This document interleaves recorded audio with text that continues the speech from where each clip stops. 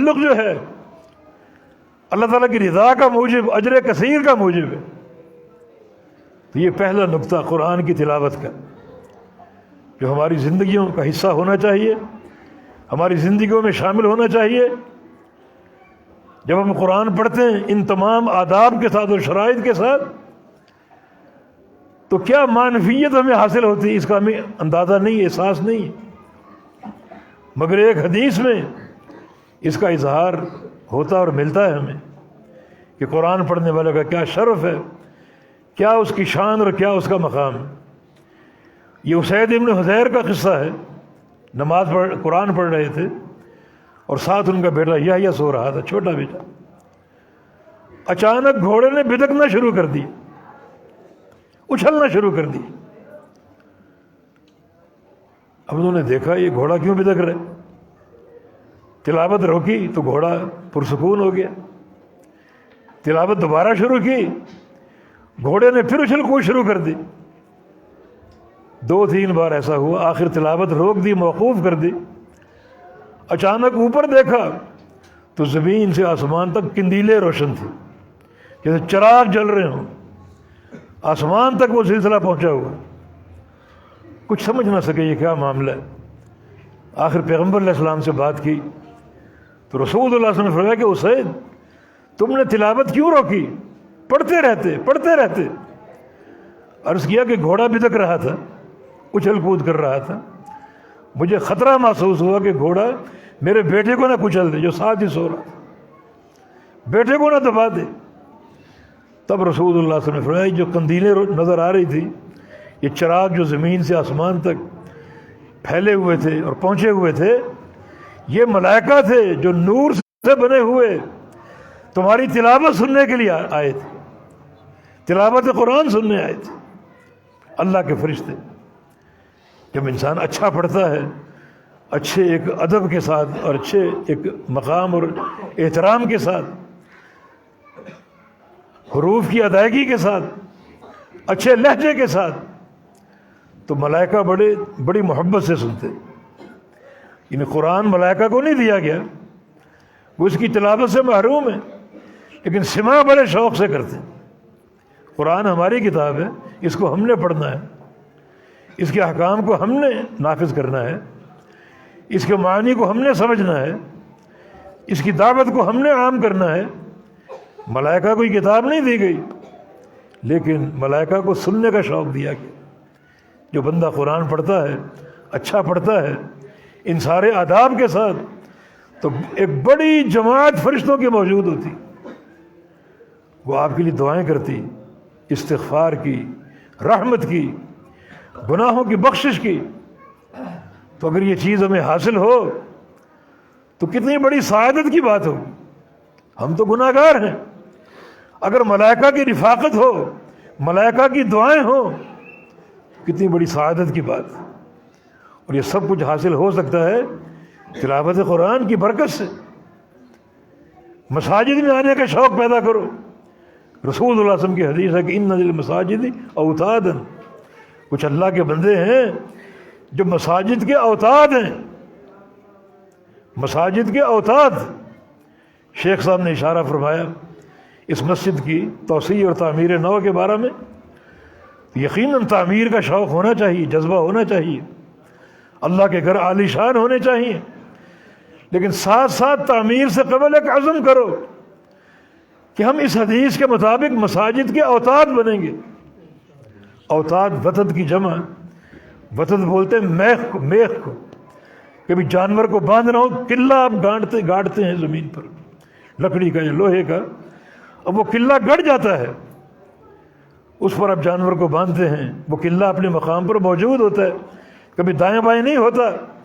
اس طرح کچھ لوگوں کو مساجد سے اس قدر محبت ہے، جب بھی آپ آئیں گے ایک ہی مقام پر آپ کو بیٹھے نظر آئیں گے، امام کے پیچھے یا دائیں یا بائیں یا کسی کونے میں، ہمیشہ ان کی ایک ہی جگہ ہوگی جہاں وہ بیٹھے اللہ کا ذکر کر رہے ہیں۔ آپ محسوس کریں گے کہ یہ مسجد کا قلعہ ہے، مسجد کی وہ میخ ہے، گویا گاڑ دی گئی ہے۔ تو ایسے لوگ جو ہیں ان سے فرشتے دوستی کر لیتے، آپ کو معلوم نہیں ہے مگر یہ عمل اگر آپ کا قائم ہو جائے تو ملائکہ آپ سے پہلے وہاں پہنچے ہوں گے آپ کے استقبال کے لیے، دوستی اور محبت کے اظہار کے لیے۔ فرمایا کہ اذا غابوا افتقدوا، کبھی اگر وہ نہ ہو تو فرشتے ان کو تلاش کرتے، وَإِذَا مَرِضُوا عَادُوا، اور اگر وہ بیمار پڑ جائیں تو فرشتے اس کے گھر پہنچ جاتے ہیں، اس کی بیمار پرسی بھی کرتے ہیں اور اس کے لیے صحت اور شفا کی دعا بھی کرتے ہیں۔ وَإِذَا ذَهَبُوا لِحَاجَةٍ أَعَانُوهُمْ، اور اگر کسی کام چلے گئے کہ دوسرے شہر میں، دوسرے علاقے میں کسی کام کی غرض سے، تو فرشتے وہاں پہنچ جاتے ہیں اور اس کام کی تکمیل کے لیے اس کی مدد کرتے ہیں۔ مساجد، تعلق بالقرآن، تعلق بالمساجد، ذکر اللہ، یقیناً یہ ساری چیزیں بڑی عظیم ہیں۔ تو یہ پہلا عمل جو ہے اللہ تعالیٰ کی کتاب کی تلاوت کرنا، کتاب اللہ کے ساتھ تعلق جوڑنا، جس قدر اس کو بڑھاؤ گے اسی قدر اجر و ثواب اور منفعت بڑھتی جائے گی۔ سادگی سے پڑھنا اور ہے، تجوید کے احکام کے ساتھ پڑھنا اور ہے، مخارج کی ادائیگی کے ساتھ پڑھنا اور ہے، اور پھر اچھے غنا کے ساتھ پڑھنا اور ہے۔ مگر یہ ساری چیزیں ریاکاری سے پاک ہو، تکلف سے پاک ہو، اور ساتھ ساتھ اگر فہم قرآن ہو تو اجر میں اور اضافہ ہوگا، یہ تعلق اور مضبوط ہوگا، کیونکہ کتاب فہم کی کتاب ہے۔ الا لتبین للناس ما نزل الیہ، یہ قرآن بیان کے لیے ہے، تفسیر اور توضیح کے لیے ہے۔ ثم ان علینا بیانہ، اس کا اگر فہم بھی ساتھ ہو تو یقیناً یہ تعلق اور بابرکت ہوگا اور زیادہ شرف کا باعث ہوگا۔ تو یہ پہلا عمل کتاب اللہ کی تلاوت، کتاب اللہ کو پڑھنا اور پڑھتے رہنا۔ وَأَقَامُوا الصَّلَاةَ، دوسرا عمل جو ہے وہ نماز قائم کرنا، نماز قائم کرنا، نماز قائم کرنا، ایک ہے نماز پڑھنا اور ایک ہے نماز قائم کرنا، ان دونوں میں فرق ہے۔ آج لوگوں کی اکثریت نماز پڑھتی ہے، قائم نہیں کرتی۔ قائم کرنا کیا ہے؟ لغت عرب میں قائم کرنے کا معنی کیا ہے؟ قائم کرنے کا معنی کسی چیز کو سیدھا کر دینا۔ اقام العود، یہ تیر بنتے ہیں، تیر، اس کی لکڑی سیدھی ہونی چاہیے۔ اگر کجی ہو، ٹیڑھ پن ہو تو تیر کامیاب نہیں ہوگا، بیکار ہے، وہ نشانے تک نہیں پہنچے گا۔ نشانے تک کب پہنچے گا؟ جب اس کی لکڑی بالکل سیدھی ہو۔ کاریگر لکڑی بناتا ہے، پھر جو بھی اس کا نگران ہو آ کر چیک کرتا ہے، اگر واقعی وہ سیدھی ہو، اس میں کوئی کجی نہ ہو، کوئی ٹیڑھ پن نہ ہو، تو وہ کہتا ہے کہ اقمت العود، کہ تم لکڑی کو سیدھا بنا دی۔ یہ ہے سیدھا، اقامت الصلاۃ، اقام الصلاۃ، نماز کو قائم کرنا معنی نماز کو سیدھا کرنا۔ اور نماز سیدھی کیسے ہوتی ہے؟ اس کی ایک ہی حقیقت غور کر لو اور ذہن میں بٹھا لو کہ نماز کا سیدھا ہونا اللہ کے پیارے پیغمبر کی سنت کے ساتھ، صلو کما رأیتمونی اصلی، کہ بالکل ویسی نماز پڑھو جیسی مجھے پڑھتے ہوئے دیکھتے ہو، ورنہ تمہاری نماز سیدھی نہیں ہوگی۔ پھر نماز تم نے پڑھ لی، ایک فرض تم نے اپنے کندھوں سے اتار دیا، لیکن اللہ کے ہاں وہ قابل قبول نہیں ہوگی۔ اللہ تعالیٰ نے اقیم الصلاۃ کہا ہے کہ نماز کو سیدھا کرو، نماز کو قائم کرو، ایسی حفاظت ہو۔ فویل للمصلین الذین هم عن صلاتهم ساہون، عجیب بات نہیں؟ نمازیوں کے لیے ویل، ویل کا معنی بربادی، بربادی ہو نمازیوں کے لیے، نمازیوں کے لیے بربادی۔ بھئی نماز تو رحمت ہے، وقرۃ عینی فی الصلاۃ، بربادی کہاں سے آ گئی؟ ہاں وہ نمازی جو نماز قائم نہیں کرتے، نماز سے غافل، نماز قائم کرنے کا شعور ہی نہیں۔ حالانکہ نماز قائم کرنے کا معنی یہ ہے کہ تکبیر تحریمہ سے لے کر سلام پھیرنے تک پوری نماز جو ہے وہ اللہ کے پیارے پیغمبر کی سنت کے مطابق، ورنہ کوئی فائدہ نہیں ہے۔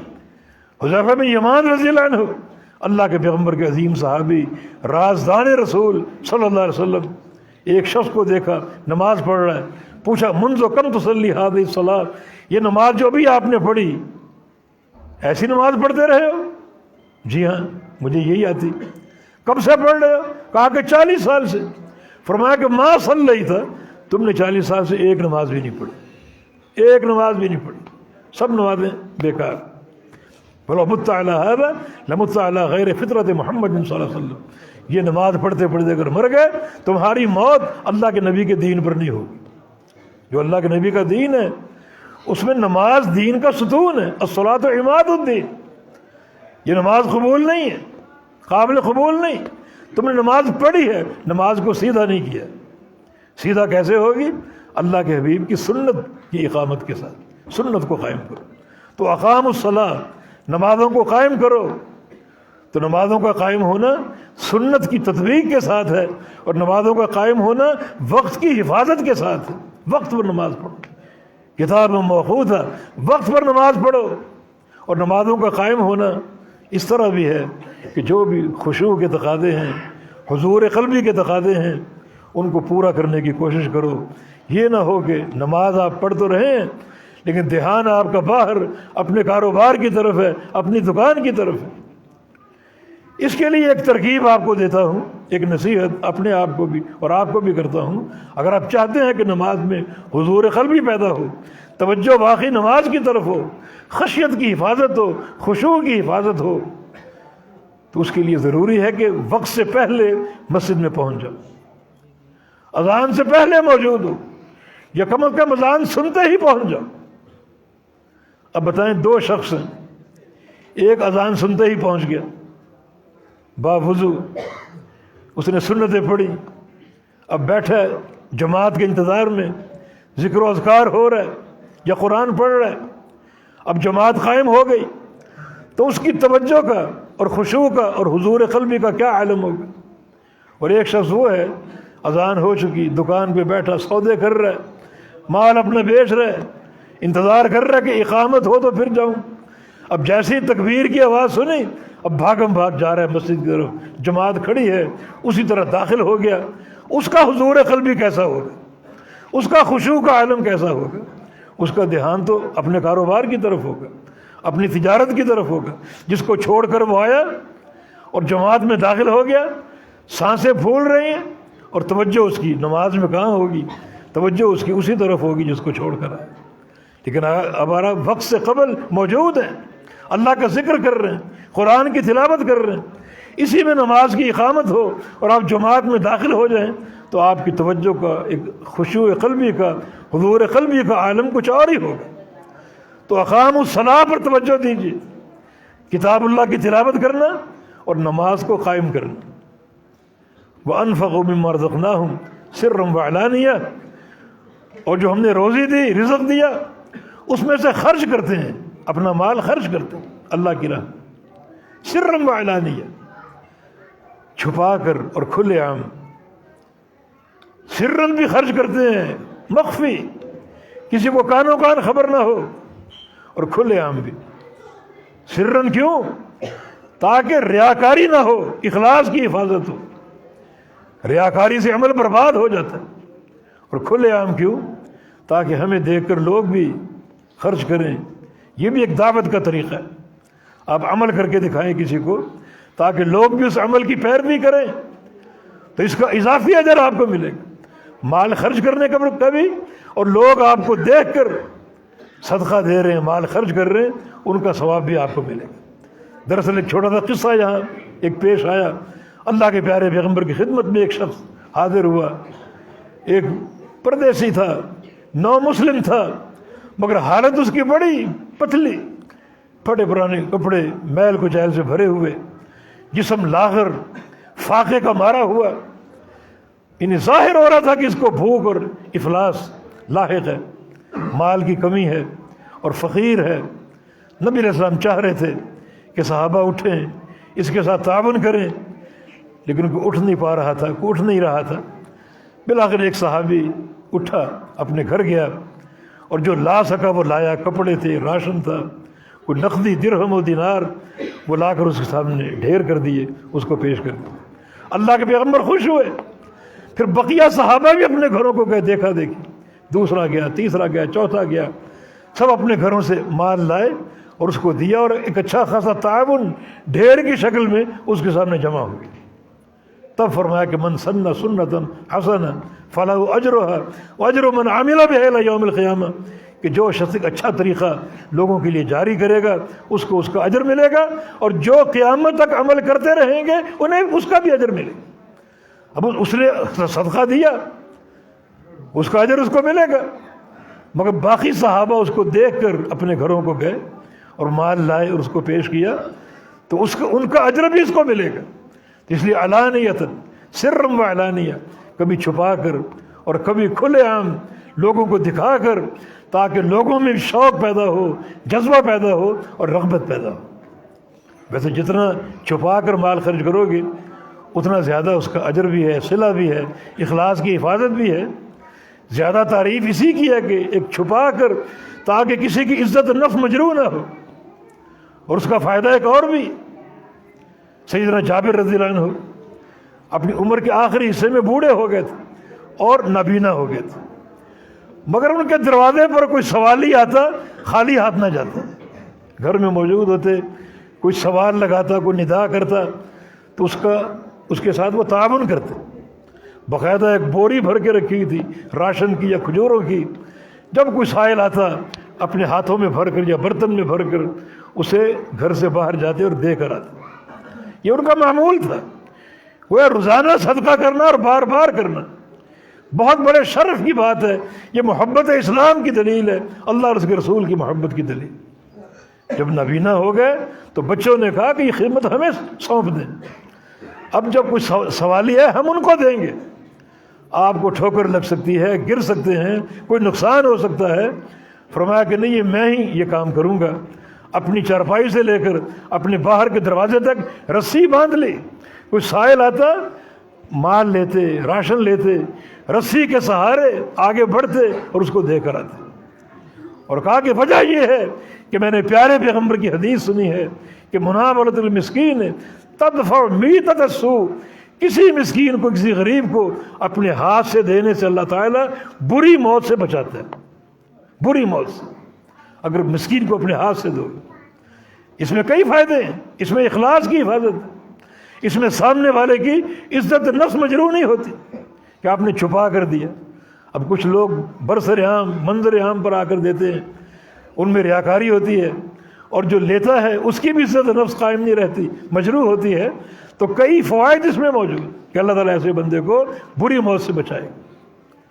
یہ 3 عمل ہو گئے، تلاوت قرآن، نماز کی اقامت اور اللہ کے راہ میں مال خرچ کرنا۔ فرمایا جو بندے یہ 3 کام کریں گے، یرجون تجارت لن تبور، انہیں ایسی تجارت کی امید ہے یقین کی حد تک جس تجارت میں گھاٹا نہیں، تجارت نقصان سے پاک ہے، نفع ہی نفع اور فائدہ ہی فائدہ۔ نفع کتنا، فائدہ کتنا، وہ آگے بتایا، لیوفیہم اجورہم ویزیدہم من فضلہ، تاکہ اللہ تعالیٰ ان کو ان کے عمل کا پورا پورا اجر دے۔ اللہ تعالیٰ اجر کو کاٹتا نہیں، اپنے بندے کے عمل کا پورا اجر دیتا ہے، لیوفیہم اجورہم، پورا اجر دیتا ہے، تو گھاٹا کہاں سے ہوگا؟ بلکہ ویزیدہم من فضلہ، اللہ اپنے فضل سے اجر کو بڑھا بھی دیتا ہے، اضافہ بھی کر دیتا ہے۔ بندہ اگر واقعی عمل میں مخلص ہے، اللہ کی رضا کا طالب ہے، اس کا دل اللہ کی محبت سے بھرا ہے، اللہ کے حبیب کی محبت ہے، تو اللہ اس عمل کے اجر کو بڑھا بھی دیتا ہے۔ پورا اجر کیا ہے؟ ہر نیکی کی 10 گنا، ہر نیکی کا 10 گنا، یہ اللہ کے ہاں پورا اجر، اور بڑھانا چاہے تو اللہ تعالیٰ 70 گنا کر دے، 700 گنا کر دے۔ آپ نے ایک نماز پڑھی، اللہ اس کو 70 نمازیں 700 نمازیں بنا دے۔ ایک حج کیا، اللہ اس کو 700 حج بنا دے، وَيَزِيدُهُم مِّن فَضْلِهِ۔ تو نفع، نقصان کہاں کا، گھاٹا کہاں کا، فائدہ ہی فائدہ، اور ایسا فائدہ کہ سینکڑوں گنا بڑھ کر اللہ تعالیٰ اپنے بندوں کو عطا فرماتا ہے۔ اِنَّهُ غَفُورٌ شَكُورٌ، بے شک اللہ تعالیٰ غفور بھی ہے اور شکور بھی ہے۔ ان 2 صفات پر اللہ تعالیٰ نے ان آیات کریمہ کے اس موضوع کا اختتام فرمایا کہ اللہ غفور بھی ہے اور شکور بھی ہے۔ ان 2 اللہ تعالیٰ کی صفات کو اپنی پوری زندگی پر نافذ کر لو۔ انسان کی 2 ہی حالتیں ہیں، یا وہ گناہ کرے گا یا نیکی کرے گا۔ گناہ کرنے والوں سن لو، اللہ غفور ہے، توبہ کر لو۔ اس آیت کریمہ کو اپنے اوپر لاگو کرو، نافذ کرو۔ گناہ ہو، معصیتیں ہوں تو اس کی صفت غفور کو یاد کر کے توبہ کرنے بیٹھ جاؤ، تضرع کرنے بیٹھ جاؤ۔ اللہ بڑا بخشنے والا ہے، اور اگر نیک اعمال کرو گے تو اللہ تعالیٰ شکور ہے، تمہارے اعمال کی قدر کرنے والا، ہر نیکی کی قدر کرنے والا۔ چھوٹی سے چھوٹی نیکی بھی اللہ اس کو بھلائے گا نہیں، اس کی قدر کرے گا، اس کا بے تحاشا صلہ اور اجر عطا فرمائے گا۔ حتیٰ کہ ایک عورت، فاحشہ عورت، اگر پیاسے کتے کو پانی پلا رہی ہے، اللہ کا شکور ہونا، اللہ نے اس کے گناہوں کو معاف کر دیا، اس کی پوری زندگی کو منہج تقویٰ پر قائم کر دیا اور جنت کا پروانہ جاری کر دیا۔ ایسا شکور ہے۔ راہ چلتے ایک پتھر کو ٹھوکر مار کے ہٹا دی، صحیح مسلم کی حدیث ہے، اللہ نے جنت کا فیصلہ فرما دیا۔ ایسا شکور۔ یہ غفور اور شکور جو ہے اللہ تعالیٰ کی دو صفات ہیں، یہ دونوں رنگ ہر بندے کی زندگی میں ہوں۔ اللہ تعالیٰ کی نافرمانی ہو جائے تو اس کو اس کے غفور ہونے کا واسطہ دو اور توبہ کر لو، اور کوئی نیکی ہو تو شکور ہونے کا واسطہ دو، یا اللہ قبول کر لے اور اس کی قدر فرما اور بڑھا چڑھا کے اس کا اجر عطا فرما۔ اور ان دو صفات کو جمع کیا اور جمع کر کے ایک تیسرا، ایک نیا ایک نقطہ اس میں پیدا کیا، غفور اور شکور۔ حالانکہ دونوں صفات کمال کی، اس کا غفور ہونا بھی کمال ہے، شکور ہونا بھی کمال ہے، مگر ان دونوں کو جمع کر کے ایک تیسرا کمال پیدا کیا، اور وہ یہ ہے کہ اللہ تعالیٰ کہ اگر دربار میں آؤ گے، تضرع کرو گے تو اللہ تعالیٰ غفور ہے، گناہوں کو بخش دے گا، اور بخش کے چھوڑے گا نہیں بلکہ تمہاری بقیہ زندگی کی قدردانی کرے گا۔ انسانوں کی طرح معاملہ نہیں ہے، آپ سے کوئی غلطی کر دے، کوئی آپ پر زیادتی کر دے، آپ تو اس کو معاف نہیں کریں گے، یا کم از کم کہیں کہ معاف کرتا ہوں مگر اپنی شکل مجھ سے دور کر دو۔ اللہ تعالیٰ کا معاملہ کیا ہے؟ غفور شکور۔ میرا بندہ توبہ کر کے آ گیا، پشیمان ہے، بخش دوں گا، اور بخشنے کے بعد جو باقی زندگی ہے اس کو نیکی پر قائم کر کے اس کی قدر کروں گا۔ یہ اللہ تعالیٰ کی صفات کے ساتھ ان آیات کریمہ کا اس موضوع کا اختتام ہوا۔ تو یہ مقام جو ہے ہماری زندگیوں میں ایک لازمی حصے کے طور پر شامل ہو، اور ہم کثرت سے قرآن کی تلاوت کرنے والے بنے، اللہ کا ذکر کرنے والے بنے، نماز قائم کرنے والے بنے، اور جو اللہ توفیق دے اس کی راہ میں مال خرچ کرنے والے بنے۔ یقیناً یہ ایسی تجارت اللہ رب العزت کے ساتھ ہے جو ہر قسم کے نقصان سے پاک ہے، ہر قسم کے گھاٹے سے پاک ہے۔ اس میں فائدہ ہی فائدہ اور نفع ہی نفع ہے، نفع بھی اتنا ہمارے تصورات سے بڑھ کر، اجر اتنا کہ ہمارے تصورات سے بڑھ کر۔ تو اللہ تعالیٰ سے توفیق کی صدا کہ اللہ رب العزت ہمیں توفیق عطا فرمائے، ہم اس کے اطاعت گزار بندے بن جائیں، وفا شعار بندے بن جائیں، ہمارے دل اللہ اور اس کے رسول کی محبت سے لبریز ہو، اور ہم اطاعت کرنے والے، فرمانبرداری کرنے والے، اور اللہ اور اس کے رسول سے محبت کرنے والے، توحید پر قائم ہوں اور عمل صالح انجام دینے والے بن جائیں۔ اقول قولی ھذا واستغفر اللہ لی ولکم، وآخر دعوانا ان الحمد للہ رب العالمین۔